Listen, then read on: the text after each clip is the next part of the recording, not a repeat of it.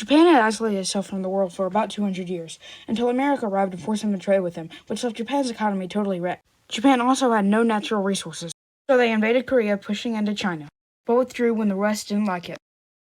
But the West decided to take advantage of a weakened China, which made Japan mad. So Japan invaded Korea again and stunned everyone by defeating Russia. In World War I, they took Germany's colonies and islands in Asia and kept invading China, but were eventually defeated by America's atomic bomb. The People's Liberation Army, led by Mao Zedong, defeated the Republic of China, who fled to Taiwan. The now communist China signed a mutual defense treaty with the Soviet Union. By the time the Second World War ended, Korea was divided by the 38th parallel, a line separating North and South Korea. In the North, the Soviets set up a communist regime. In the South, America set up an anti-communist regime. The North, with permission from Stalin, launched a surprise attack on the South on June 25th, 1950, with their Soviet pals.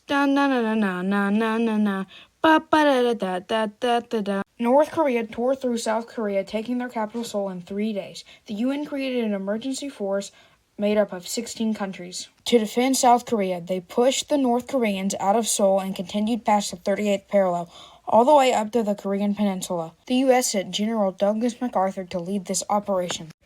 China sent 500,000 troops into Korea. General MacArthur wanted to use nukes, but President Truman said no and fired him because both the U.S. and the Soviets had nukes, and they didn't want to risk global destruction.